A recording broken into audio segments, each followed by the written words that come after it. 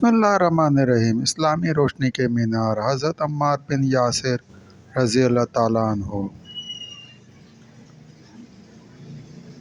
قصہ 3۔ حضرت عمر بن میمون رضی اللہ تعالیٰ عنہ سے مروی ہے، مشرکین مکہ عمار بن یاسر رضی اللہ تعالیٰ عنہ کو آگ پر جھلساتے تھے۔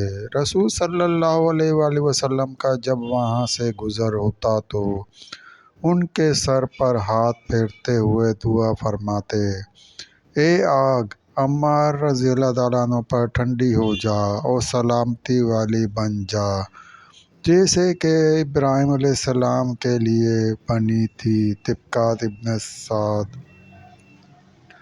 ایک اور موقع پر رسول صلی اللہ علیہ وآلہ وسلم نے فرمایا کہ جنت عمار رضی اللہ تعالیٰ عنہ کی مشاق۔ عمار رضی اللہ تعالیٰ عنہ اسلام کی پہلی شہیدہ۔ حضرت عمار رضی اللہ تعالیٰ عنہ بن یاسر کے بوڑھے والدین بنو مغیرہ کے طاقتور سردار اور اپنے وقت کے فرعون ابو جہل کے سامنے سیسہ پلائی دیوار کی مانند مضبوطی سے کھڑے تھے۔ آخر ایک دوپہر اپنے وقت کا جلاد ابو جہل تیز دھار نیزہ ہاتھ میں لیے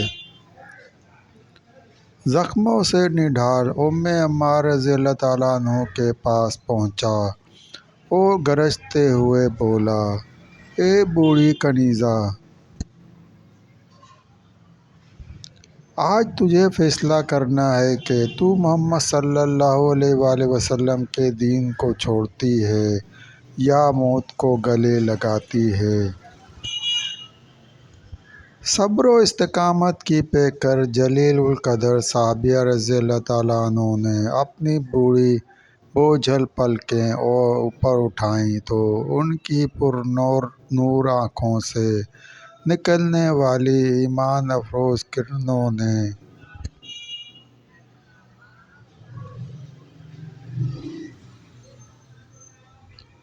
ابو جہل کو ہلا کر رکھ دیا۔ وہ مضبوط و توانا لہجے میں گویا ہوئیں،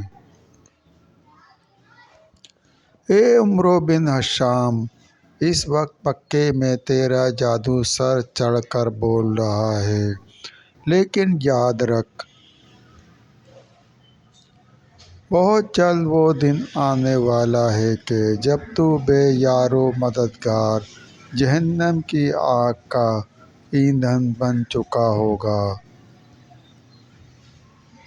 حضرت سمیہ رضی اللہ تعالیٰ عنہ کے ان الفاظ نے ابو جہل کو آگ بگولا کر دیا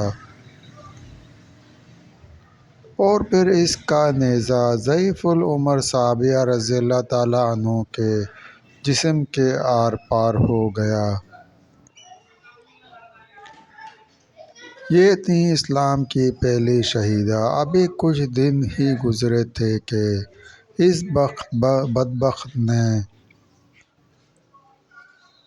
حضرت عمار رضی اللہ تعالیٰ عنہ کے والد حضرت یاسر رضی اللہ تعالیٰ عنہ کو بھی شہید کر دیا۔ والدین کی شہادت کے بعد حضرت عمار رضی اللہ تعالیٰ عنہ رسول صلی اللہ علیہ وآلہ وسلم کی خدمت میں پہنچے اور انتقام کی اجازت چاہی، لیکن رسول صلی اللہ علیہ وآلہ وسلم نے انہیں صبر کی تلقین فرمائی۔ حضرت عمار بن یاسر رضی اللہ تعالیٰ عنہ کے فضائل و مناقب۔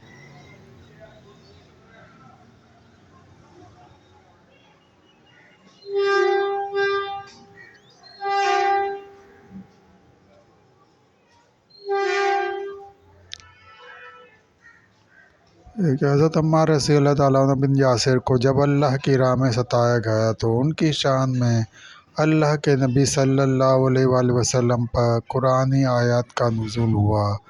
محدثین فرماتے ہیں کہ حضرت عمار رضی اللہ تعالیٰ عنہ بن یاسر رضی اللہ تعالیٰ عنہ نے ملک حبشہ کی جانب ہجرت ثانیہ کی تھی۔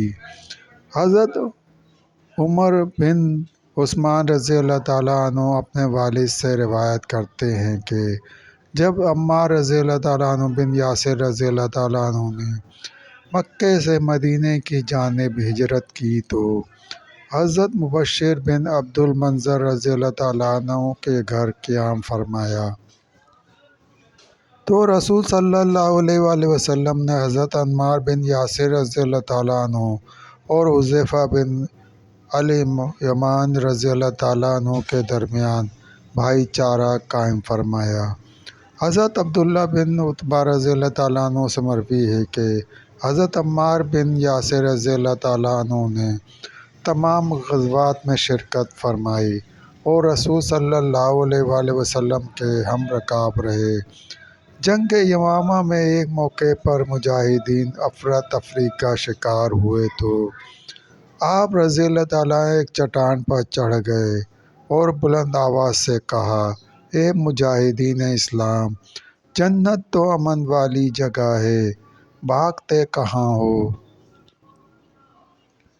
میری طرف آؤ، میں عمار بن یاسر رضی اللہ تعالیٰ عنہ ہوں۔ اس دوران ایک کافر نے آپ رضی اللہ تعالیٰ عنہ پر حملہ کر دیا جس سے آپ رضی اللہ تعالیٰ عنہ کا ایک کان کٹ کر زمین پر گر گیا اور اس جگہ سے خون بہنے لگا۔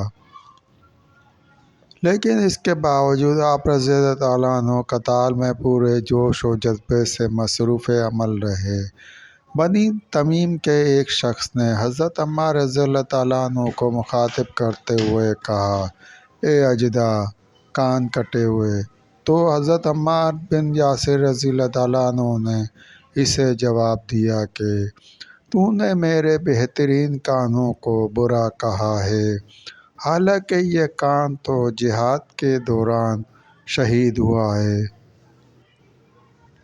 قاسم بن عبد الرحمن سے مروی ہے کہ سب سے پہلے جس شخص نے مسجد تعمیر کی تاکہ اس میں نماز ادا کر سکیں وہ عمار بن یاسر رضی اللہ تعالیٰ عنہ ہیں۔ طبقات ابن سعد۔